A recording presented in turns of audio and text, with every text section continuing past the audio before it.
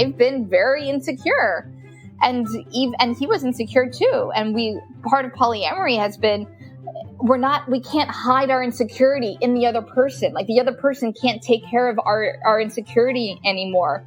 I have to be honorable to responsible for my insecurity and learn about it and support myself in it. And then from there, ask him, hey, can you support me by doing this? Are you available for that? Does that even feel good for you? There's so much more consent now. Like, we are different people, and I would never go back, even if for all the heartache that I've experienced in polyamory, I would never go back because of the freedom that we now have. Welcome to Normalizing Non-Monogamy, the podcast where we interview incredible people from across the entire spectrum of non-monogamy to hear their fascinating stories. We strive to bring guests on the show who have a healthy approach to non-monogamy. However, it's important to remember that everyone does it a little bit differently, and the views and opinions expressed by our guests do not necessarily reflect our own. Additionally, we produce this show for entertainment purposes only. Please be aware that we aren't doctors or therapists. Consult a medical professional for anything regarding your health that you might learn about on the show. Enjoy! Welcome to episode 239. We're Finn and Emma, and today we have an interview with Maria. Maria is amazing. We have a wonderful conversation about healing from infidelity, codependency, sexual health. So you're going to want to listen to this one. Yeah, it's a great conversation. And so a huge amount of gratitude to Maria for coming on and talking with us. Maria is also a coach and runs workshops, and she talks a little bit about that at the start of the episode. Links to everything for her work can be found in the show notes. And one thing that is coming up a little bit timely for her is a workshop at the end of June called Follow Your Fuck. And there are links in the show notes of where you can sign up and learn more about that. So check all that out after you listen to the episode. Again, to find the show notes, you can either go to normalizingnonmonogamy.com and click on the podcast tab, or in your podcast player, there should be direct links there in the show notes to take you straight over to our website to see photos and everything about all of our guests, including Maria. So check that out. Before we jump into the interview, we do have a couple of announcements. A huge thank you to our growing Patreon community. We are so grateful for each and every one of you. And it's been we were talking about it the other day about how influential this community has been for us and for all of you. It's been just amazing. Yeah, actually, that conversation was part of an interview we did last night. Right, I know. With a teaser. With the Joneses from the We Got a Thing podcast, where we talk about their community and our community and like how we've built and fostered community. So that'll be coming out on their podcast in a few weeks. So stay tuned for that. We'll let you know when it comes out. But just, a little teaser that's coming. Yes. If you're interested in learning more about finding your community, go and check out... Finding our community. Our community. Well, it's their community, too. Yes, true. How about finding the Normalizing Non-Monogamy Patreon community? That's what I was trying to say. If you're interested in learning more about, finding like-minded people. There you go. Go check out our Patreon and on our website, normalizingnonmonogamy.com. Click on the Patreon button. Wow, that did not go as planned. I know. Anyway, if you're also looking for a community, but maybe Patreon's not your jam, we do monthly virtual meet and greets. These are open to anybody and everybody. And our next one is tomorrow, June 9th. Yes. And that is going to be at 9 p.m. Eastern / 6 p.m. Pacific.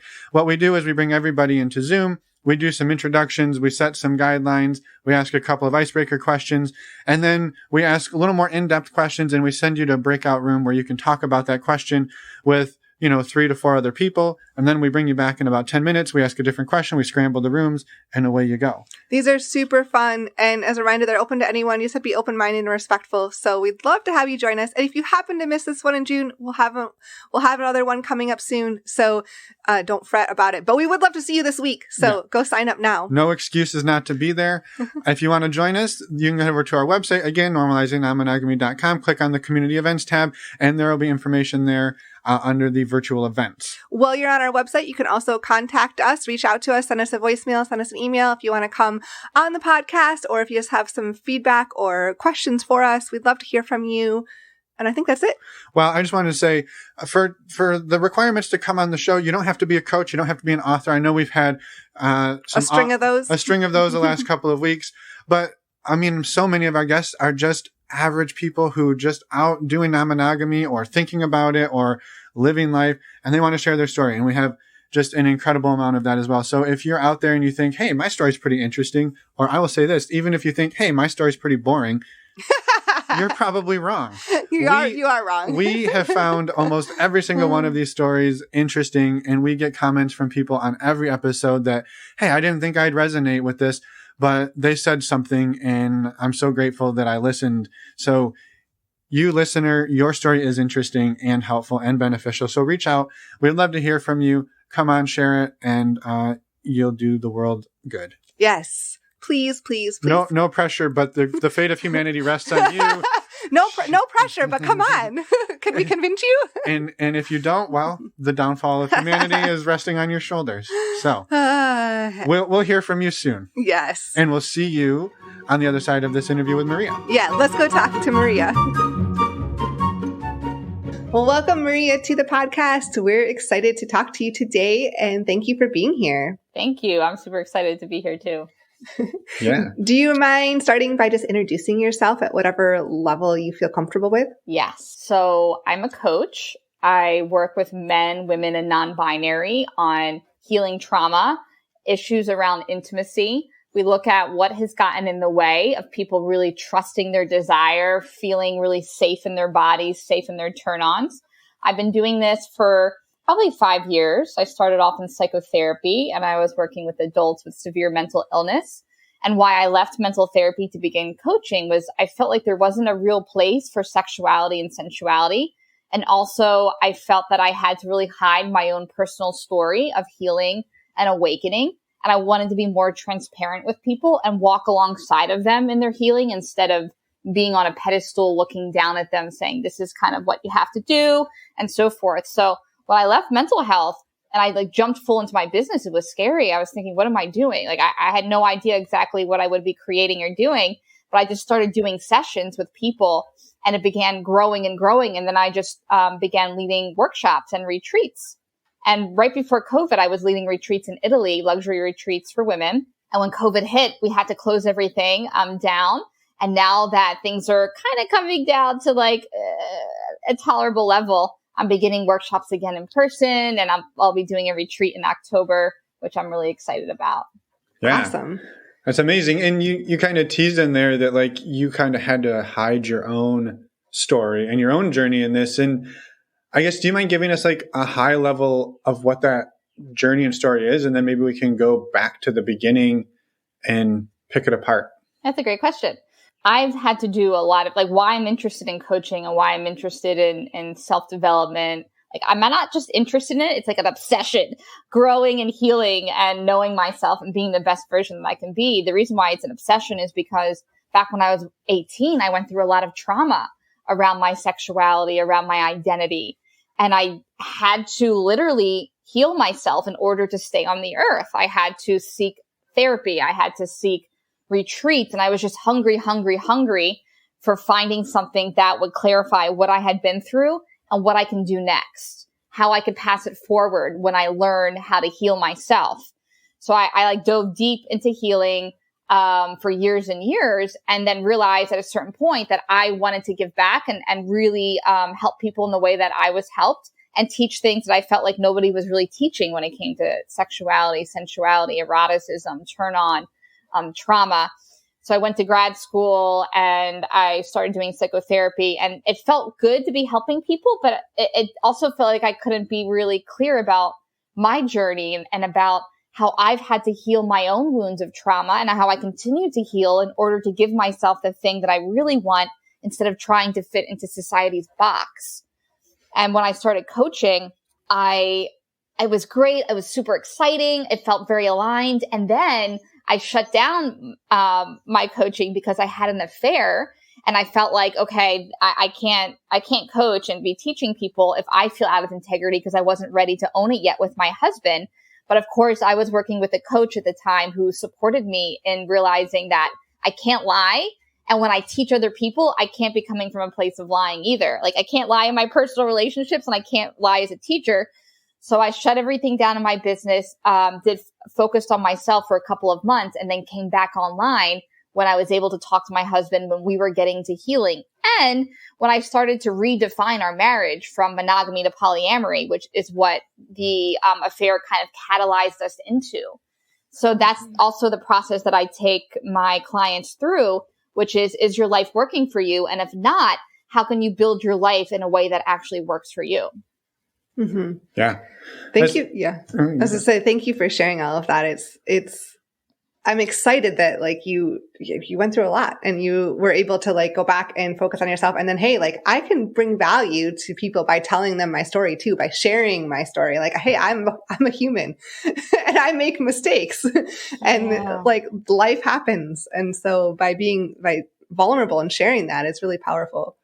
Yeah. And I think like one of my favorite threads that we have on this podcast periodically is the taking an infidelity and turning it, like using that to redefine the marriage. And it's not that I'm like pro infidelity. I'm pro, like, we don't have to blow up everything because of an infidelity. And I love that you have been able to take that and figure out how to then use that as the foundation to, as you said, like catalyze a new way moving forward. And are you comfortable going back and like talking a little bit about like how the affair came to be? Oh, yeah. And then that process of like talking with your husband about it. And like, that's a big shift from like, I was having an affair to like, let's open our marriage. Like, that's a huge ask. Yeah. And I like that you mentioned it doesn't have to blow everything up. For me, in my experience of the affair, it actually did have to blow up what was not working about our relationship. So I think that's where people get kind of stuck, is that, oh, our relationship is going to die, we can't build a new one. It's like, yes, your relationship is going to die, but you can build something else. You can build something that's healthier for you both. And in the beginning, it was very scary because we don't have like a map directing us on, this is when you have an affair, this is how you rebuild. Most people usually just throw in the towel. There wasn't a lot of people that we knew in our lives that had long-term marriages that were rebuilding after infidelities. It's not something that people talk about. So when we got into therapy, it was really terrifying because we both weren't sure. Is this the relationship that we want? Do we want monogamy or do we want like, what do we even want? And we had to be really willing to be in the uncomfortable place and to stay in that uncomfortable place for as long as possible without making decisions, without throwing in the towel and saying, oh, I can't do this. Because that would have been really easy to do. Because we both were highly triggered. We both were going through things personally and in the relationship that made it easy to just be like, we don't want to deal with this. But our love for each other has always been really strong. And he's such an incredible person that we always decided, oh, that's my little puppy. Sorry about that. She might be a cameo throughout our podcast. But we decided that doing the work and developing something new was better than just calling it quits. But in the very beginning, what led me to the affair was like a few things led me to the affair. And one of them, well, first of all, is highly selfish. I don't recommend it. I'm not like, if you think you're polyamorous, you should go have an affair. No, like, there might be better ways. I don't know what are the better ways, honestly, because I feel like it often happens, is some type of affair revealing either emotional or physical affair or both, revealing that somebody probably needs other things in that relationship. But one thing that led me to the affair was the fact that our relationship had taken on a very good moral essence, but it wasn't as real as we both needed. And it wasn't at feeding us both in a deeper way. We never fought. We never disagreed. We were very enmeshed. And from the outside, it would seem that we were super close. We're always cuddling, always kissing, always so kind to each other. And our identity had really melted together. And there wasn't a clear me and my husband. It was just us. And me having an affair, I know at the time, was an attempt to just differentiate and say, I'm a person too. I get to have my own needs and feelings in a way that we weren't really able to do at the time, because having our own needs and feelings felt dangerous. It felt scary. So I had an affair as an attempt to just be like, I'm a person too. I get to be my own person. And also because there was a little bit of a dynamic in the relationship of someone making the decisions and the other person following it, like my husband making the decisions and me kind of going along with it. And I think my me leaning into this affair was my attempt at also saying, I want to make my own decisions. It was kind of me acting out as a teenager a little bit, because we both kind of treated me as a teenager in the relationship. And it was me kind of acting out like, I'm going to do whatever I want at the end of the day. It's also a time in my life where I recognized deep down the reason why I feel pulled to this person too is not just because there's something happening in my relationship, but also because for a very long time, I've always had the desire and the want and the need for more than one relationship at a time. And I just didn't know it. I would always think there was something wrong with me, or like, why are you thinking about more than one person? Or why could you easily go and be with another person after this relationship ended? Like this serial monogamy thing that I would do before I was polyamorous. My gut was saying, I think you're meant to be with more than one person in a significant way. I just did not yet know what that meant, or what that looked like, or even how to go about it in a way that would be honoring for me and my husband. Mm-hmm. Yeah. Well, thank you for that. I think that the ability to like pick apart the reasons why, and like just to be really self-aware about that. And I mean, it's amazing. So thank you for sharing that. Thank you. It's not easy. It's easy. Like the easier path is just to blame the other person, right? And you have to really think about your, like, what's going on for you and dig deep. And that's not easy work. It's scary sometimes. Totally. And it was interesting because if I had I took on full responsibility, but if he also didn't look at how he contributed, we wouldn't be able to grow. So it's like we both took full responsibility. And because we both took full responsibility, we were able to move forward. But I think why people break up is because they stay in that shame blame for so long. Like, you did this to me. How dare you? And we get kind of safe in that like egoic sort of, I'm the victim or I'm the perpetrator. And the only way to maintain a healthy relationship is to really let go of those roles and say, okay, that might have happened. How do we rebuild? What do we change? How do we make this relationship healthy so both of us can get our needs met, not just one or the other? Yeah. Well, you arrive at a crossroads of, we either continue down the path together and redesign what this looks like, or we just cash in our chips and say, well, that was a good run. We're done now. And there's nothing left here. And we walk away from it. And I love that you two took the, like, let's tear it down and rebuild it. And I'm curious, when you went to your husband and unveiled this and started this process, like, can you take us through a little bit of how that went? And I understand he's not here to really talk through his side of it, but just, I guess, from your perspective, how that went and how you arrived at non-monogamy, and maybe how long that took. Because I think there's some people who hear you speak like so eloquently about like, here's why I did it. And like, I can't imagine that you were like on day one, you're like, here's why I did it. And you had all of the answers. So like, just understanding that this is probably a slow process. Oh, yeah. Unless you were like super self-aware from day one. Which if you are, congratulations. Definitely a process. Definitely a lot of healing, a lot of reading, a lot of therapy since then, for sure. It's something that I will always do, is continue to grow and learn about why I've done the things that I've done and why I want the things that I want. But I remember after I had the affair, it was like the only time in my life where I actually felt ashamed of myself. Like the only time where I felt like I did something that was like so against the fiber of my being, because it was out of integrity. And because of that, I decided, because I loved my husband so much, I wasn't going to tell him. And this is something that I've really seen a lot with my clients and people in general, which is holding on to the secret, no matter what it does to the relationship or to that person's health. I actually said to myself, I'd rather get sick of like cancer or something. I said this to myself instead of him having to hold the gravity of what I went through or what I put him through. I don't want him to know. But slowly and surely, my body, I just didn't feel good for many different reasons. And I realized it's time that I speak to this person, because if I didn't tell him, it would destroy me, and it probably would have destroyed the relationship too, because I feel that's what lies often do. And when I finally told him, it was such an interesting thing, because it wasn't me. it wasn't joyful. It wasn't like, oh, I'm doing the right thing. You know, it was very sad, and it was very painful to see, wow, the impact of my actions on another person is pretty serious, especially on a person that I love. And I had a lot of patience with him, and he had a lot of kindness and patience with me too, where we're not the type of people where we like to spite the other person too much. Or we're not impulsive, or when our triggers don't really come out on each other. Our triggers usually come out on ourselves.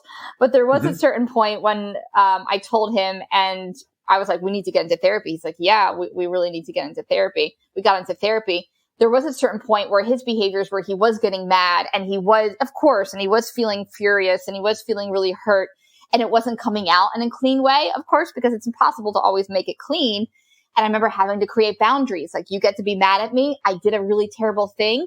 I'm going to apologize for a really long time, for as long as you need. And I feel good about that, but you don't get to be verbally abusive. You don't get to be hurtful. Like, you don't get to be mean. Right. And that was hard for me, because I felt like, oh, I deserve this because I'm a terrible person. But healing really required us creating new boundaries and not being each other's caretaker, not being each other's parents, not being each other's protectors. Like, I had to get better at letting him have his own emotional experience without me taking care of him and explaining to him and trying to protect him from his own anger or his own pain. And he had to really allow me to be on my journey of awakening to polyamory, and supportive of it and open to me expressing what my needs and feelings were. It was wild, because it's not as if it's an easy awakening to go from monogamy to polyamory. But that's what we did over a few years' time, which is, we started off as saying that we were monogamous. And then at the end of that, after personal work, a lot of personal work, he had a coach, I had a coach, we had a couples therapist. After all of it, we realized that we really did want to pursue polyamory, and we wanted to see how our relationship would feel in that space. And ever since that we've chosen polyamory, we've had a lot of growth and a lot of health. But polyamory might not be where everybody arrives, but that's where we arrived. And that's what we thought would be the best for us. Mm-hmm. Yeah. Yeah. That journey of, let's take a monogamous marriage and crack it open and now be polyamorous. Like, so in our own story, like we did the sort of friends with benefits swingery route for 13, 14 years, and cracking open the polyamory sphere has really, like, it is a lot to try to readjust and like get rid of codependencies. And like you said, like, you can't necessarily be each other's caretakers and emotional support for everything. Like, and it's so hard because you want to be, because that's what you've been for so well, and you're long. so enmeshed like that before. You have to pull yourself apart because you want to. It's a good thing, but yet it's so hard. And it's like and you don't want to go too far. That's the other thing, is if you pull yourself too far apart, then it's like, then it's every man for himself. Right. That's not good either. Right. Oh, right. It's a balance of having that differentiation and separation of you're allowed to have your own experience. You're allowed to fall in love with someone. Like, I support you in feeling your own stuff without saying, I don't care. Like, I don't care what you feel. I'm not responsible for what you feel. It's like, there's no anger there. It is such a unique balance of holding both of those things. Yeah. And I imagine it's hard. If, let's say, you come into this as like a solo poly person, I imagine that's a challenge. And I don't want to be like, well, ours is harder, but like, I think there is an additional challenge of like, you were married maybe 10, 15, and sometimes it's like people have been married 20 or 30 years and they're like, now we're going to try polyamory. And you're like, you've got 30 years of this mindset that you've been doing. You've run a groove and like, it's probably a well-oiled machine. And all of a sudden you're like, and now here's this new thing that's like really hard, and you get to try to do it. So yeah, I love that you were able to do that and that you're still on that journey. I'm curious, what did the first steps towards making polyamory a reality? What were those? It was me, for sure, working with a therapist she was incredible. She was I worked with her for a few years, and she was able to help me release the shame about who I was. If I had not worked with a therapist and I was still dealing with any type of shame, I might have had an affair or kept on having an affair. I might have just swallowed it completely and tried to be a healthy, good wife and what I thought was a good wife mentality, and then been really sad. But I had this really great support of this amazing human who just said, yeah, like shame doesn't have to be your reality. You can experience your life without shame and without holding back. So I had a really good support. Steve had an incredible support too. He started working with a coach. We had a couples therapist who was willing to ask us hard questions of, are you both happy? What is even happiness? How can you experience more happiness in your life? What if you both tried polyamory? What would that mean for you? What does it mean for your relationship? And we had to really tease out safety being from monogamy, or safety being from ownership, or safety being connected to some level, I mean, not consistency, but like predictability. Because monogamy brings a very strong level of predictability. This is who I see this day. This is who I celebrate my holidays with. This is the person that I tell when I'm upset. This is the person that I tell when I'm happy. And polyamory, just like you said, really shifts everything upside down, and it can be really terrifying. So we face those fears of, are we going to be close on the other side of this? Are we going to still love each other? Is it possible that you'll find somebody more like you and you won't want to be with me anymore? And we're still asking those questions to ourselves. And that feeling might still arise in me. And that's something that I work on personally, and I journal about and I think about, and sometimes I might even bring up to him. But it's never in this, you need to change to fix this feeling. It's, whoa, there's a feeling happening. How can we support this feeling happening? And instead of, let's go back to monogamy to make it easier, because monogamy wasn't easier. We even though it seems easier, there's a whole lot of issues that came along there for us as well. Mm-hmm. Yeah. No, I appreciate you sharing the two, like the work that goes into it, like the fact that you had each have a coach and a couples therapist, and that shame piece that I don't think it's, sometimes people don't recognize how big that can influence you. And like shame and guilt don't really serve you, but they are there often, and you have to figure out how to release them and accept them and work with that emotion. Totally. And guilt as well. Guilt. Shame, guilt, a guiltiness of wanting anything else. I'm so happy with you. Why would I ever want anything else or anybody else, or to have life with other people? Like, that's insane. How could I be that greedy? You know, there's a lot of hitting of like thresholds of pleasure and thresholds of abundance. And I had to hit over and over again what I felt like I was allowed to have, my threshold of allowance, and expand it into, wow, I thought I was only allowed to have love from Steve. I'm actually allowed to have love from more than one person. Whoa, like that's so crazy. And something that I'm still working on, honestly, of what does it mean to really expand, to have healthy amounts of relationship with more than one person. I haven't fully figured it out. I'm still working on it. Yeah, so maybe that's a good shift too. Like, what has the journey with polyamory looked like? Well, and really quick on that same thread, like how long did you and Steve do the let's call it the theoretical book work of polyamory versus like we're going to like road test all of the theory, all of the coaching, all of the therapy. And I think it builds right into Emma's question of like, yeah, what did that look like? We, in the beginning, in the wee beginning hours, it was, honestly, I don't think we did it perfectly. And I don't know if there is really a perfect way of doing it, but early on. I don't think there is.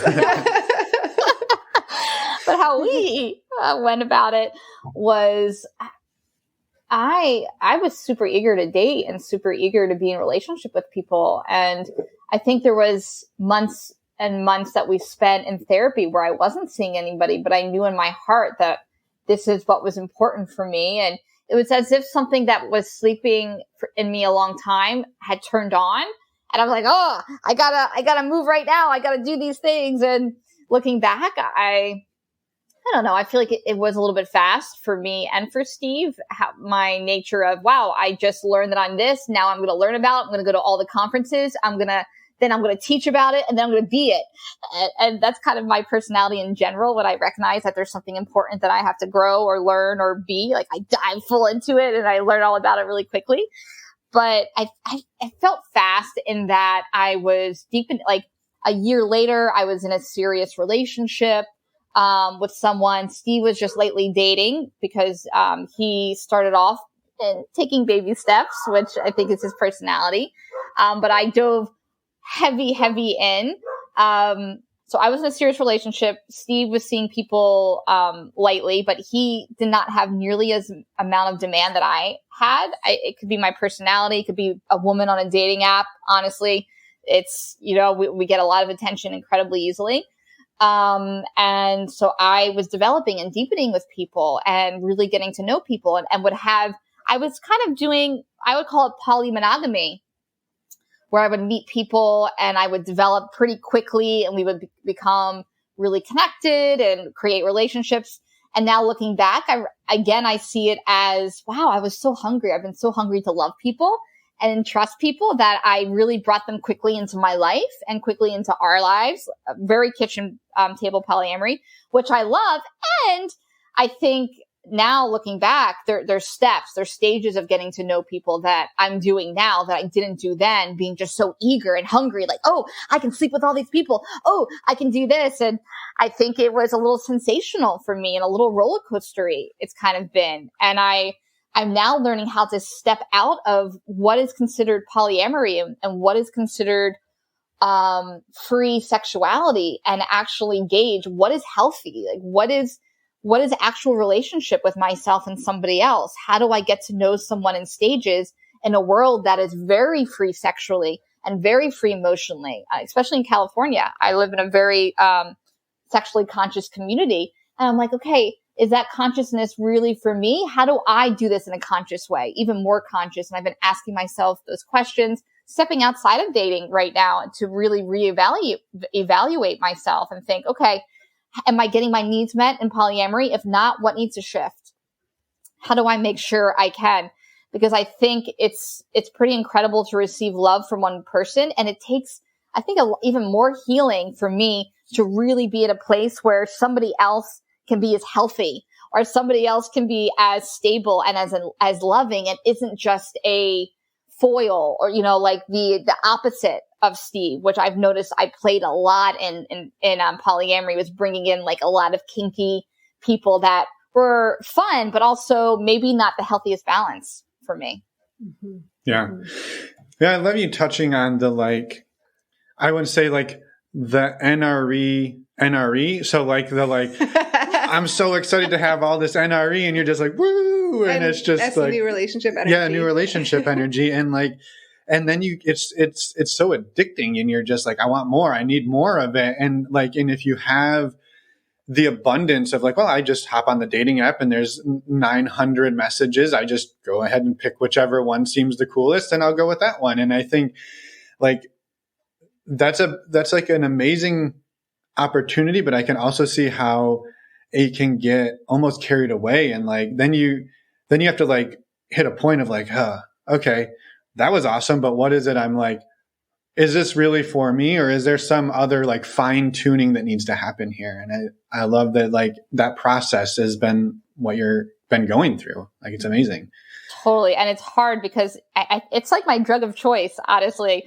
People liking me, attraction, being charismatic, connecting with people emotionally, sexually. Wow, I've never had this before. I like hearing that from people. It's it puts something in my brain where I'm oh, this is fun. And I want to put all of my energy and time into it. But I realize it's what I did in monogamy. I've just changed it a bit where let me put this relationship first before my own health and well-being, get really excited about it, and lose my identity in this thing instead of making sure that I'm moving at a pace where maybe I'm not having sex right away. Maybe I'm not engaging and telling you about my past traumas within like the first few months. Maybe there's a pacing here that might be not normal in swinger polyamory worlds, but maybe something that I can do for myself that helps my nervous system relax. So it's not going through these very high highs and very low lows, which is really common in polyamory, just like explosive, mind-blowing experiences to like heart-wrenching trauma the next day, But does it feel disingenuous? Like, it sounds almost like this is part of who you are. It's like, I jump in, I tell them everything, I just go balls to the wall, like all in. And now you're like, but maybe I shouldn't. Like, do you ever feel like the push-pull of like, that's me, but maybe I shouldn't be me, but yeah, that's me. Like, how do you sort that out? Yeah, that's literally where I'm at right now. And that's such a good question. I'm doing therapy on it and reading and studying on intimacy versus intensity and what is actual intimacy versus what is making me high and excited and turned on and aroused. Because arousal can feel a lot like love, and attraction and lust and limerence and NRE can feel a lot like love. So I'm at a place where I'm learning to slow down just a bit in how I engage, because it's not always fully the truth. How excited I get about someone, or the fact that I want them to meet my husband after 2 dates and we're all spending time together and now we're a big family. I think it's very sweet and very endearing of me. And I'm not trying to cut it off. The fact that I really love people very easily. And I think I'm looking at now, how do I do it at a pace that's actually true and not creating this false illusion of someone else and just allowing them to fit into my story of another partner because I'm polyamorous. That means I date a lot of people, or that means I have sexual connections with more than one person at a time. It's such a interesting growing edge for me right now. Mm-hmm. Yeah, I appreciate it. Yeah, and thank you for thank you for acknowledging that it is like current happening right now, working on it. Like, we're all constantly, growing, learning, taking things in, trying to figure things out. Like, it's just an ever evolving process, like throughout our whole lives. Right. So, I appreciate you sharing that. I had a quick question, hopefully a quick one. How long ago, just for like timeline's sake, like how long ago did the affair happen? And like, how long ago did you and Steve like jump on the dating apps? Just roughly. That's a good question. So time is a construct that I don't fully grasp well, but if I take a stab at it, I would say the affair was like 6 years ago, I think.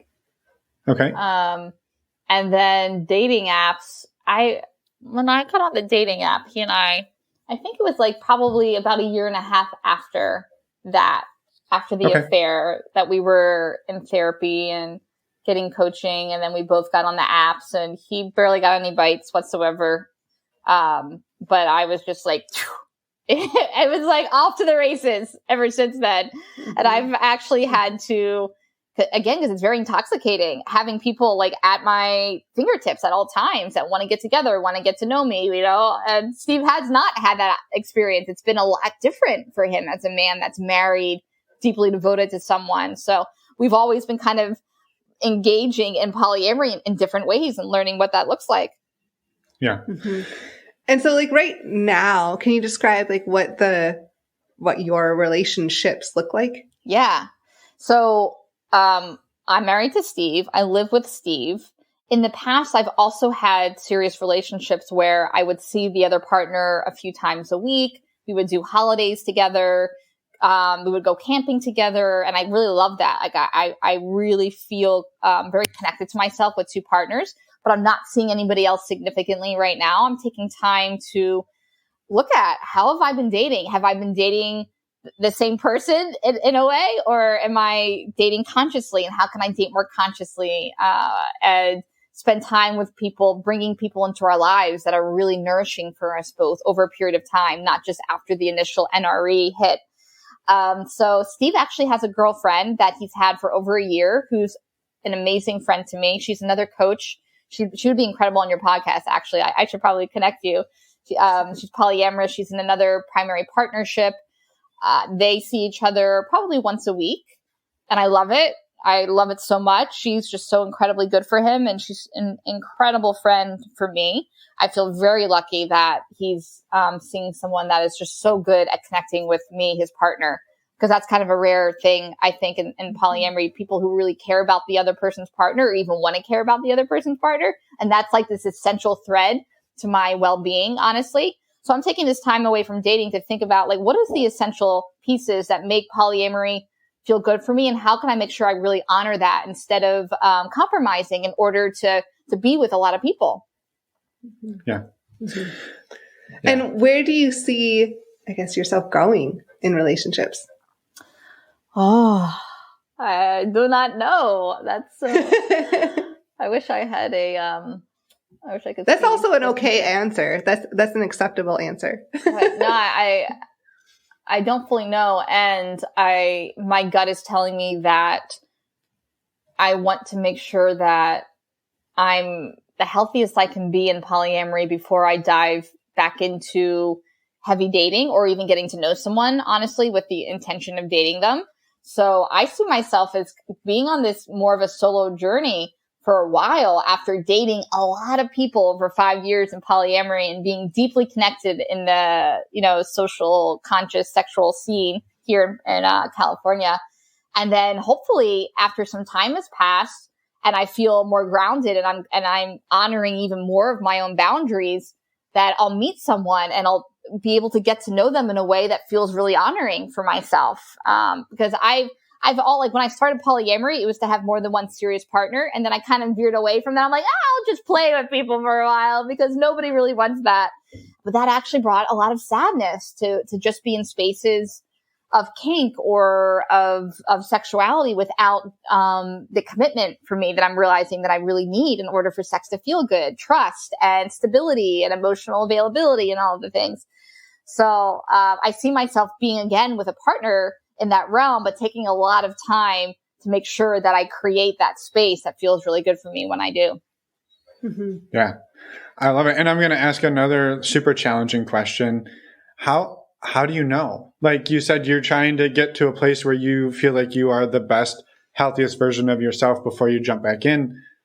Is it, I don't know, how do you know? Like, or is it like a feeling you just one day? I'm genuinely curious. That's a great question. For me, I'm working in different programs and I'm doing these different readings and I'm in this study and inquiry and I'm just at the very beginning of it. And I feel like once I finish the book and finish this journaling and finish these exercises, doing this inquiry work, it'll be a little bit clearer of what my timeline will be of when will it feel appropriate. I know for me, it will feel appropriate when I'm not questioning myself as much as I do now. Like, am I allowed to have the thing that I want? Does it even exist after 5 years of having deep, beautiful partnerships that honestly were not aligned long term? Is it even possible to find more than one healthy, stable relationship? I know that it is, but I haven't really found that long term. So I think once I feel more connected to that desire and feel more of a resounding yes, like this is possible, I think that's when it'll be time for me to date again. Yeah, I love it. I think it's like one of those where you're like, well, I'll know when I know. And until then, I won't know, right? Like, what are you going to do about it? Right. Yeah. And also making sure, if you kind of know in your body, am I doing this because I'm bored? Am I talking to this person because it feels good? Am I talking to this person because I need an ego hit? Am I talking to this person because they're funny? Versus, whoa, am I talking to this person because I feel better? I feel more awake. I feel more connected to myself. They're adding to my life. So I know when I have relationships with people where I'm like, oh, something's happening here where I'm respected beyond being my sex. I'm like, okay, I think I really want to get to know you. But it's that little internal light bulb goes off that this person's a little bit deeper than the average bear. And I like that.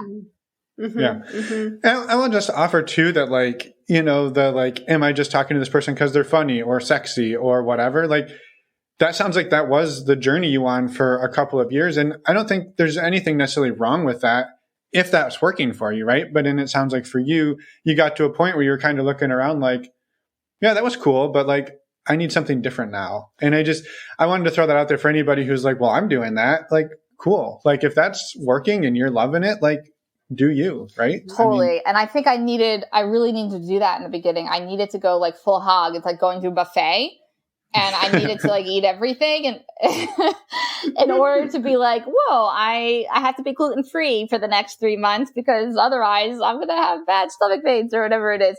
And also, I mean, my husband, he can date like that. He can date probably way more casually than I can, even though I was trying to be cooler and date more casually for so long, but it just doesn't work for me. People can do that, and it works really well for him to have like one partner that he gets his emotional needs met and the other partners that are more play. But me, I'm like, oh, that's not in my constitution. It's more of emotional. I need the emotional piece too. I think it's more important to realize what's important for you. How does it work for you? And what feels really healthy for you versus what do you think you should be doing, or what are other people doing because it seems easier. Just like an alcoholic can't really go to a bar and drink necessarily like other people.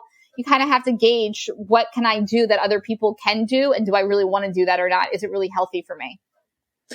Yeah. Well, and I love that you touched on the point of the differences between you and Steve and how you approach this, because I think that's another one where you come out of some extended period of monogamy in a marriage or any monogamous relationship, and now you're going to you're going for polyamory, and you think, well, everything has to be equal. You have a date tonight, I should have a date tonight. You're going to talk on the phone today, I should talk on the phone today. And like, it's so easy to be like, well, everything has always been equal. Now everything has to continue to be equal. And there is a point where it's maybe like, we're doing completely different things in a completely different way. And we have to figure out how to be okay with that. And that's just an additional challenge. I feel like all we're doing is talking about the challenges.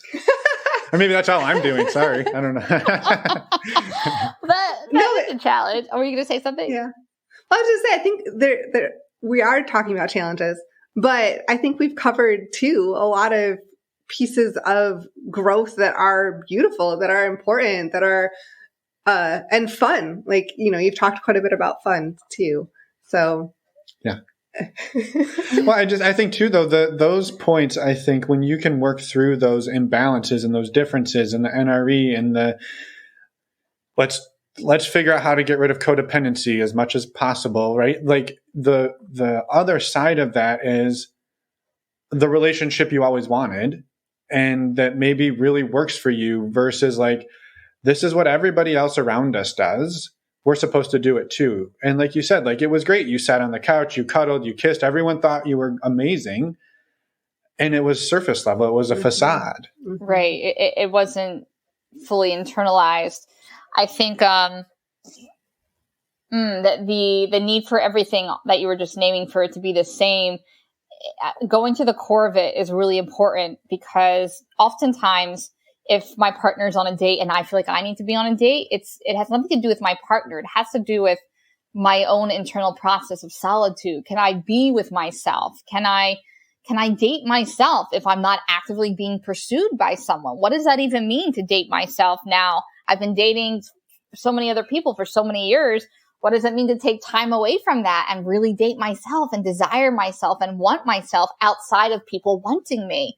I think we get stuck in the competitive sort of, you have 3 dates, oh, I have to get 3 dates, simply because we're avoiding our internal selves. Like we're avoiding who we are and thinking by controlling the other person, that somehow makes me okay. Like, oh, if I have a date too, okay, that's okay. Like always having to do something. But for me, polyamory, a big part of doing it well has been learning how to be in my solitude and not just fill it with someone because Steve has somebody else or because he's doing something, to really be with my essence and like that, and not just do something because Steve is doing it. Yeah. Yeah, that's huge. That's huge. It's a big point of growth too, because it's so easy to get caught up in this person's doing something, I gotta do something. And like that almost competition. Oh yeah. And recognizing, no, maybe actually some alone time or like would be good for me, or I'm going to take myself out on a date and go have fun by myself, or I'm just going to take a bath. Like it doesn't matter. Or I'm going to call a friend and talk on the phone for an hour. Like there's so many other things that you can do to nurture yourself instead of that comparison. But that comparison and competition is so easy to fall into. Oh, totally. It really is. And I think one beautiful part of polyamory is that I can't be competitive. It won't allow me. There's no way for our relationship to work being competitive. And I can't control him the way that I used to. We have our boundaries and we have our, we don't have unprotected sex with people and things like that. But polyamory for us has been the gift of relief and release and trust, where my husband gets to have everything he could ever want in the world, and also me. And I get to have him too. And we get to create these lives together that really turn us on many different levels without having to settle on one thing, because that's what we were told. And that's how we're trained to be, is monogamous or only focused on each other in a specific way. Polyamory has just like, oh my God, our confidence and who we are. There's no comparison. I mean, before we started polyamory, I was jealous when Steve would share guacamole with a woman at work. I kid you not. He came home and told me, he's like, I shared guacamole with, I was like, what? You shared guacamole? And we like to tell people this, that we date in the beginning stages of like, we haven't always been like this, where we want people in our lives and we want to get to know people. I've been very insecure. And he was insecure too. And part of polyamory has been, we can't hide our insecurity in the other person. Like the other person can't take care of our insecurity anymore. I have to be honorable to responsible for my insecurity and learn about it and support myself in it. And then from there, ask him, hey, can you support me by doing this? Are you available for that? Does that even feel good for you? There's so much more consent now. Like we are different people, and I would never go back, even if for all the heartache that I've experienced in polyamory, I would never go back because of the freedom that we now have, for sure. Mm-hmm. Mm-hmm. Yeah, well, and I love that the guacamole example. Even to build on that a little bit is like you said, like, Steve can have everything he wants in the world, and you can have everything you want in the world, but it is a challenge to break away from the back to your guacamole, like, oh, you want to eat guacamole, I have to be the one to eat guacamole with you. You might not even like it. You might be like, I don't even like avocados, but I have to be the one, right? Like, oh, you want to go play tennis on the weekends? Well, like, I should be the one to do that, and not like, go find somebody who likes to play tennis. I don't like tennis. I don't even want to go outdoors. Like, I want to sit inside and read a book. But we feel these obligations to be like, well, we're married, we're partners. I have to do everything that my partner wants, and they have to do everything that I want. And it can create insecurity, I think, to see your partner be like, I'm going to go do this thing with somebody else and not you. And you have to be like, okay, like, yeah, like, I don't like, and then you have to check yourself. Like, I didn't even want to do that thing, but like, I'm feeling weird about it. But like, yeah. And like, that can translate to gifts and all sorts of stuff. Like, oh, well, you got them a gift for Christmas and not me. I'm like, I don't want gifts. I told you for 10 years, I don't want gifts for Christmas. Like, and so like, now I'm upset that I didn't get a gift. Like, so it's really assessing like, what is it that I actually want? And like, what is our relationship built on? Because if it's not built on guacamole and tennis, then we don't need to have guacamole and tennis in our relationship. Oh yeah. That's so big in polyamory, the FOMO, right? Like the fear of missing out, that you just had this wonderful night with that person. Am I missing out because I didn't have a wonderful night with someone else? Mine was low key. I wasn't, having mind blowing sex. I was being with myself. Does that mean somehow that what I'm doing is not as important or not as valid? Or so there's like a comparison. We can compare our experiences with other people and then also think, oh, am I not good enough because you didn't have that experience with me, or because I'm not interested in X, Y, and Z? For me, I think true love is, how much can I love my husband that I want him to have the very best life at all times, regardless if I'm there or not? I really would love to, and I love having wonderful experiences with him, and we make sure that we do them. But every single experience for me to claim ownership of that, that's a bit much and not realistic and not healthy. I don't think he should be able to have other experiences outside of me. And for me, again, that's what true love is. And I don't feel that looks like sometimes people will say, and this is kind of like an unpopular belief that I have, but sometimes people will say, well, I have my emotional needs met from this person, and that means I don't need them met from anybody else because I already have my needs met. In my mind, I feel like that can be a little bit dangerous if like one partner is bringing in respect and the other partners are not, because like they're getting the respect over here. I feel like no matter where we go, we're whole people, and we always need parts of us respected and held safe. But when it comes to like tennis or like, or shopping or kink or certain things that aren't intrinsic to our being, I think having partners that bring out those parts in us and can honor those parts in us is really beautiful. Just like we have friends that we do different things with. We don't have to do every single thing with all the friends we have. Mm-hmm. Yeah. Yes, that was very beautifully said. I'm curious, how open have you been with other people in your life about being non-monogamous and about that journey? I've been very open. I have this thing about me, this compulsion to tell everybody everything at all times. It's like the writer in me, plus like the lover, plus I don't even know. And so I've been transparent from day one. Like when I had the affair, I'm like calling my mom, I'm like telling my sister, not a good idea. But that's just kind of who I am and who I was. But Steve has been on a different journey where his parents don't know. And we just told his family recently about it, but his parents still don't know. Everybody in my family knows, or the people that I'm close to, or the people that I have spoken to on a regular basis, just because my work is also very poly-oriented. I'm very transparent, that I help people connect to their true identity, sexual, emotional, and all of the things.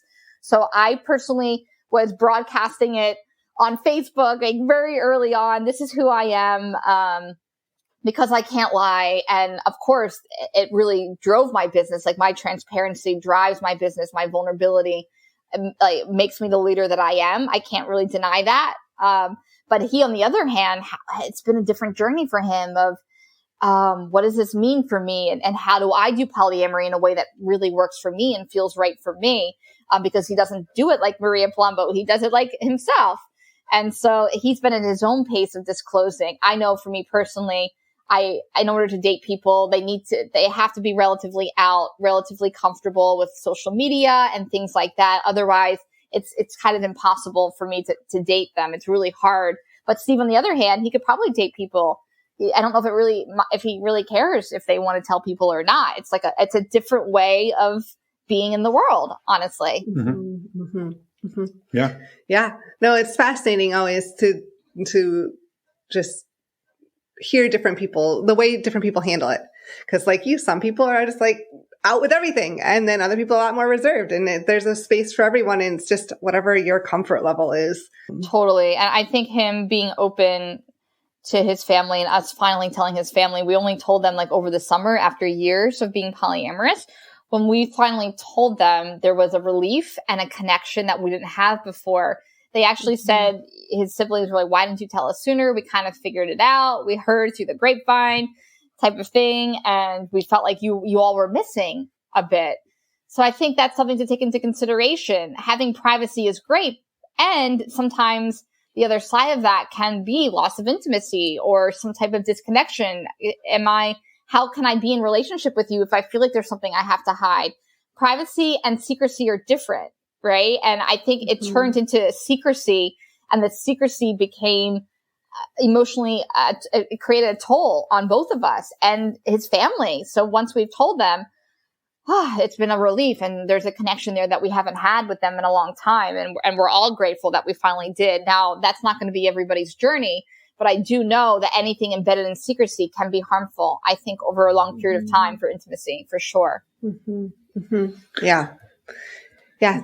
Yeah, I think we've experienced some similar threads when we've told some of our friends after many years of this, and our friendships with them are closer now than they've ever been. And I think it's because we can talk about all aspects of our lives, and then they're, more willing to open up about things that they're going through. And that it's taken friendships and like concreted them and deepened them, and just, it's a whole new, it's a whole new paradigm in a lot of ways. And I think it's awesome. So yeah. Totally.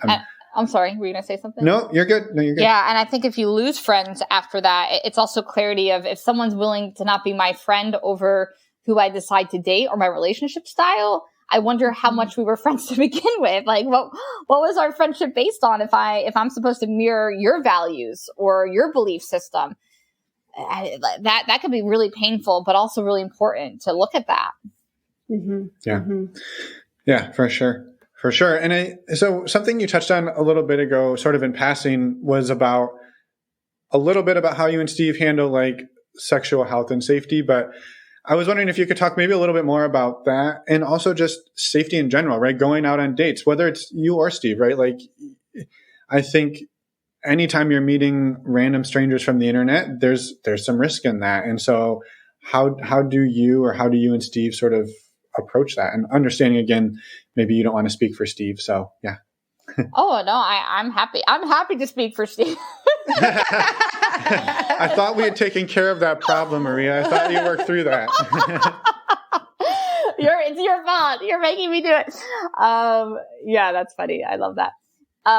STI safety is really important to me. I'm working on an ebook on this now because I have dated a lot of people over the last few years, really getting to know a lot of different people. And I created a protocol for myself that filters out people that might not be what Steve and I are looking for in terms of what can really enhance our lives and bring safety.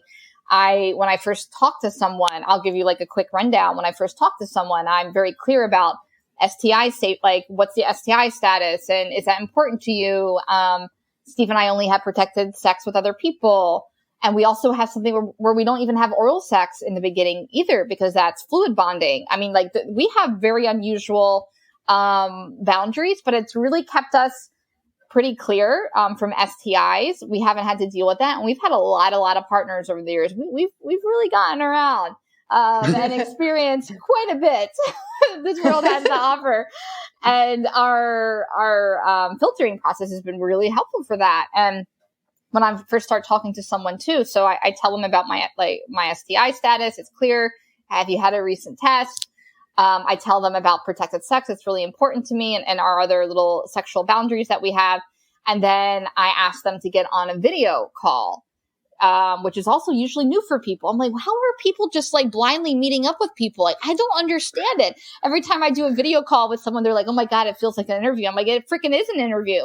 I'm not going to waste my time with someone that I don't really like and that I'm not a 10 about. I'm not going to go out on a date with a 4. That's just who I am. Yep. Love it. Yeah. I appreciate that. And so I do the first call. And then from there, I know, okay, what's this person's energy? What's this person's take on their STI health, sex health in general? Are we going to be a good fit for a first date? That requires a lot of filtering. Like I have to filter people out. And that means I have conversations and with a lot of different people when I'm dating. And I also converse with the partner of the partner. I try to do that as early as possible because for me, every time that I haven't, it's always came back to bite me in the ass, honestly. And it really shows me like, what's the longevity here of this relationship? How do they view polyamory? Do we have a similar mindset or, is it different? Is the other partner happy about this or are they not? If they're not happy about it, I'm not getting involved, And I think it's been really hard because I really like certain men. And then if I meet their partner and they're not 100%, it's like, okay, we just can't because it's not going to go well for anybody. So it's a long process for me. I've like turned it into a professional sport, honestly. But because of that, I am writing it down and I am sharing it. People are frequently asking me and I'm like, I just need to publish this and get this out sooner than later because it really helps me get on the same page with who is really going to be healthy and who is not for me over a period of time. And then from there, after, if they pass the stage where I talk to the partner and things feel good there, then that's when I start to get to know someone. We start to build, something over time and go on dates. And, I also like a partner to meet my husband very early on too, because that shows me how can they engage with each other? Can they or can't they? People do polyamory in which they keep their lives separate. I don't have the energy or time for that and like holding many different relationships or keeping them separate or any of that. So I want to bring people together early on to see, is this a community that we want to build together? Could we even have family together in the future, or is it just not going to work out? And I try my best to honor that. It's hard when I really like someone. I'm like, oh, let's give it a little bit more time. Like maybe but it never does. Like it's always a really clear sign about how they treat my husband and how my husband feels with them right away. If they're going to be something that really, again, adds to our lives. Now, Steve does it differently, I think, in that he has conversations with people. Sometimes he does calls. He's more eager to meet people in person. But when he meets them in person, he does share about all of his boundaries regarding what he's looking for. Look, I'm looking to see someone maybe twice a month. I'm looking for dating and fun and sex and exploration, and not really looking for, he's not looking for like a deep committed partnership where he's building life with someone, while I am. But I also don't really lean with that. I'm not like, by the way, you could be my next partner. But I do say, like, yeah, just so you know, I'm not really dating casually right now. I've dated casually for a very long time. I've gotten to know a lot of different people. I don't really need that anymore. I don't need like, what's it called? Variety. I want more quality instead of variety. While Steve is like, kind of likes variety, right now. But it's not to mean that his variety isn't quality. He dates a lot of great people. But it's just interesting watching how we both engage a little bit differently. Oh, and also we both get tested every 3 months. That's incredibly important to me. Always have the fullest panel possible. So I get tested through a certain website, which we can even share with your audience if they're interested. That allows me to get a full panel, have access on my phone immediately within 24 hours. Like I am very, I cross every T and dot every I's when it comes to that, and will only have sex with people once they have a clear test and all of that. Like that's the only way I can do it. Yeah. Thank you for sharing all of that. I'm curious what website it is. It's stdcheck.com. They are our favorite affiliate sponsor of the show. They are. We talk about them every episode. So listeners, if you want to follow in Maria's footsteps and ours, because this is how we've been getting tested for years, there's links in the show notes and you can save $10. It's now $130 instead of, it used to be almost $200. Yeah. And you save $10 and you help support our show. So maybe I could be an affiliate for stdcheck.com, because you know how many partners I've got on stdcheck.com? Like, I should be getting money at this point, for real. Or send them to us, and we'll send you some dinner gift cards or something. Okay. No, I love it. I love that you're using the site. So use Maria's links if she gets some. Use our links if you want. I love that. I love that website. It's private. You can go right to a lab right away, and no one's asking you questions. Usually doctors like, well, I don't know if you really need this. Like, how many partners have you done? Doctors are so freaking nosy, and then bring their own ethics into it. A lab, they're just drawing your blood. You don't have to interface with a doctor. It's the way to do it, especially if you're regularly dating, which I've been for a very long time. Yeah. Yeah. The people at Quest or whatever, they don't give a shit what you're doing there. They just want you in and out so they can get the next person's blood. They don't. And I remember the first time I got tested at our doctor, he was like, well, you're married. I was like, yeah. He's like, having some extracurriculars, are you? I was like, yeah, together. He's like, oh. And then he was like so uncomfortable, and he's like, okay. And I was like, well, I'm not doing that again. Like, that was like, there's a better way. And so, yeah. We don't need to have shame when we're taking care of our sex health. Like, it should feel really good and really positive. And I think stdcheck.com does that. I think that's so funny that's your affiliate. I can't believe that. That's so funny. Yep. That's awesome. Love it. Well, thank you for inadvertently being a commercial for us. We appreciate it. You're welcome. Awesome. Well, The last thing not the last thing we've ever wanted to talk about, but if you're willing to share, we love to talk about bloopers. I know you've shared a couple of fun guacamole stories. If you have another one that you'd be open to sharing, we'd love to hear it. If not, we can jump in and you can tell us more about all of the work you're doing, where people can find you and how they can support the work and maybe even work with you as a coach. Yes, I can give you both. Another blooper. In the beginning, no, this was way before we were polyamorous. We were at a restaurant, and when Steve and I first started dating, I felt like he was getting a lot of attention from women, and it could have also been my insecurity. But he would be like, I don't know why I'm so hot all of a sudden. Like, all of a sudden I'm really hot, and all these women are hanging out with me, and I don't know. So we would be at a restaurant, and women would just come over to the table and be like, I know you. Like, how do I know you? I'm literally on a date with this person. It doesn't matter if I'm monogamous or polyamorous. It would be nice if you focused on me or whatever. So I remember, I was like heightened when we went to restaurants looking around, like, who's going to come over to us today and try to talk to Steve about how they know him from somewhere or something. But we arrived at this restaurant, and Steve and the hostess were talking. It was just light, kind banter. But I was getting more and more heated, and like, really, like, why are you talking to this person? Just let us sit down, put us at the table. And Steve said something like, oh yeah, I love this restaurant. She's like, oh, you really do, huh? You really like this restaurant? Steve was like, yeah, I love your burgers. And he said burgers plural. And she had very big breasts that were like beautiful. And I'm like, and she kind of smiled coyly at him. And I'm like, you just complimented her breasts. Like, is what and Steve was like, what? I love burgers. I love burgers. I really love them. Probably on more than one level. Like, he definitely loves his burgers. But before polyamory, I was always looking for a way to be afraid, or, he's looking at another lady, or how am I going to lose him? How can I lose him? And I'm grateful now that I've lightened up quite a bit, and there's so much more flexibility in our relationship.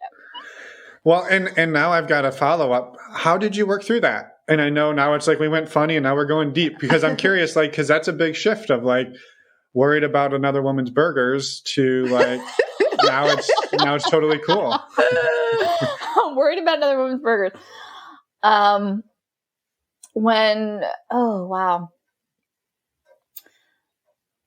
While Steve dates new people, or when he begins to date new people, I always go through a period of feeling fear or feeling insecure, or who is this person? Or what does this person want? What was really interesting, though, in this last relationship that he's been in long term, which is his only long term relationship, she immediately reached out to me early on and just wanted to talk to me and put me at ease and let me know that I was important to her too. And if I had any concerns, which is really what I do, which really freaks other women out, honestly, in the beginning, like, who are you? You haven't even gone on a date with my husband and you're trying to talk to me. Like, let me be. But I love that she did that. And it really put me at ease. And I thought, oh, that's really cool. Okay. She actually cares about me too and sees, my husband as my husband, which is cool. Like, the fact that she respects that. Wow. But even though she gave me that really wonderful conversation as a gift, honestly, whenever he came home in the early stages, I just had this really sort of animalistic, almost reptilian sort of, you let me down, or you betrayed me. And like, my body would feel like, why is I feel betrayed? Or why am I feeling betrayed? I've been polyamorous for a few years. There's like this betrayal thing happening, and I would feel scared, or I would feel insecure. And it was happening for months, where I would feel kind of angry, or I'm like, don't touch me. And then I realized what was happening was jealousy. Like, oh, that's what's happening. I'm feeling jealous. And I had to, in order for that to die down, I had to talk to her. I went directly to her, to his partner, my dear friend. And I said, look, like, I'm having jealousy come up. I'm feeling scared because the way that you both relate is not the way that Steve and I relate. Like, you guys light up in like a firecracker sort of way. Like, we're at a party at a beach and they're like making out on the beach, right? They're like, it's this gorgeous fiery energy that Steve and I don't necessarily have in the exact way. And I told her that, and I said, I feel really gross that I'm feeling insecure or scared, but I just am. And just saying that, something in me just like, oh my God, like what just happened? It's like, it dispelled it by talking about it. But her response really helped. She said, she was like, I'm jealous of you. I was like, what? She's like, yeah, like you guys have this long-term deep relationship. It's not just erotic. It's erotic and it's emotional and it's all and I don't feel like I'm on that level. And I always feel like your relationship is more important. And I was like, wait, what? Like, no, I never, like, and we had this long conversation back and forth of, I want you to feel valued. I don't want you ever to feel like your relationship is trivial or not as important or not as deep or like, it's important for me, for you to have the relationship that you want with Steve. So we both kind of met each other and expressed love for where each other is at and empathy. And we were crying. We're like, I love you. Like, you're amazing. And it was incredible. And not every woman is like that in polyamory. I've never come across another person like her. Her name is Bree Riley. Shout out to Bree. She's incredible. But that's what helps me get through those moments when I can talk to the other partner. If I have partners that won't talk to me, the relationship usually ends anyway pretty quickly, and it has nothing to do with that partner. It's just, it can't be maintained. I feel like the, what's it called? Like the environment for the relationship is never that fertile if I can't have that like deeper connection with another woman or the partner of my partner. So we're learning that, we're gauging, how can we date and making sure that other partners can engage with us and at least have conversations with us and address feelings like jealousy, which are really hard to talk about. Really, really scary because it makes me look so totally not cool to be like, I'm feeling insecure because you're super hot and you make out with my husband really well. Yeah. Well, I love it that you share that like this jealousy thing is still a thing you feel every time Steve goes and starts some new relationship, because I think it's so easy to like listen to you and hear like how well spoken you are and how long you've been doing this and you're a coach and all of these things and be like, well, clearly she doesn't deal with jealousy.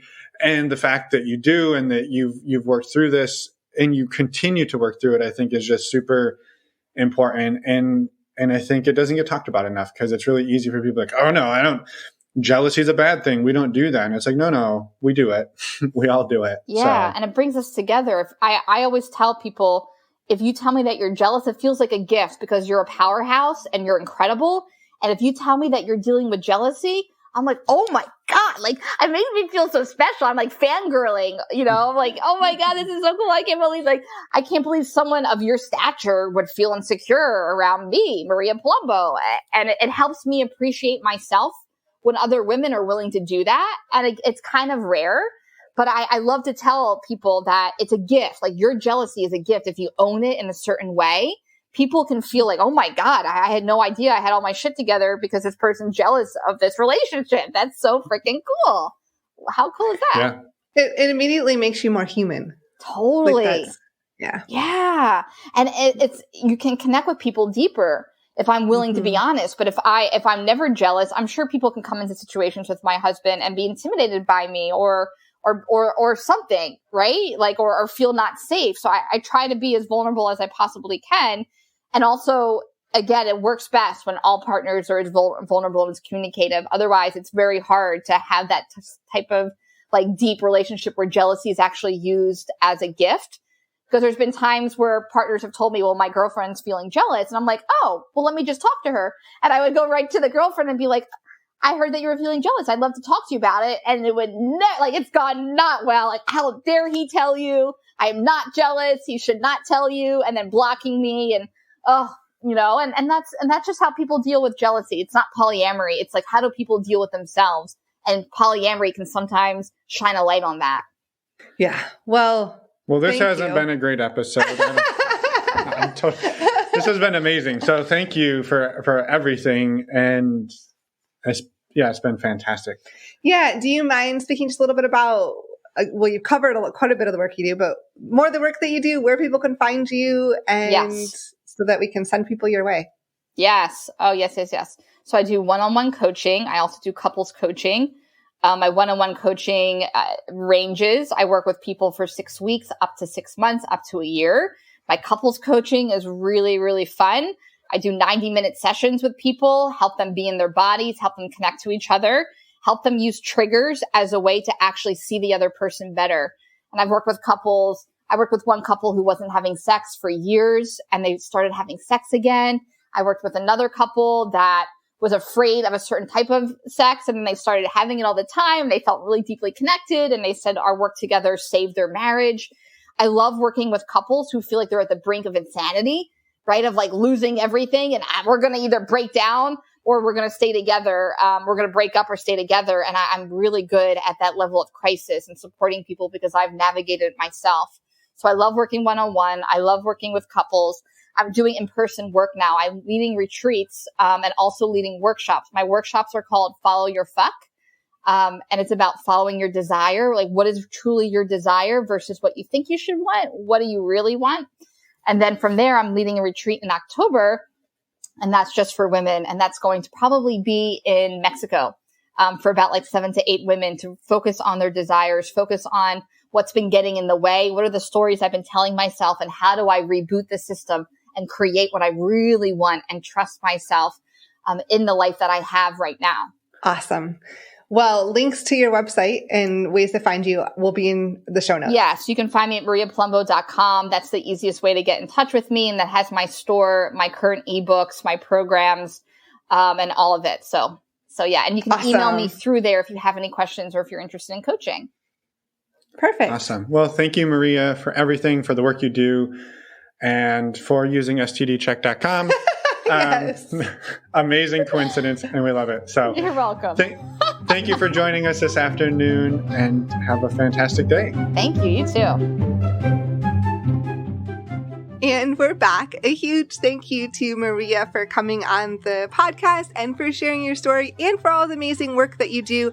A quick reminder, if you're out there interested in her work, go to the show notes and you can find links to her work, her website. She has an upcoming workshop called Follow Your Fuck at the end of June. You can sign up there. Yes. Thank you, Maria. We're excited to send people your way, and yeah, go check out all of her work. One other thing we want to say thank you for, Maria, was inadvertently plugging our favorite affiliate, stdcheck.com. Yes. So as you might have heard, this is how Emma and I get tested for STIs. That sounds like how Maria and all of the people she's ever hooked up with also get tested. So you head over to our website, click on the resources tab or in your podcast player show notes. You'll see links there. Those links will save you $10, which brings the cost of a 10-panel test down to $130. Actually, $129. I love it. So check that out. It is fast. It's easy. It's simple, which is the same as easy.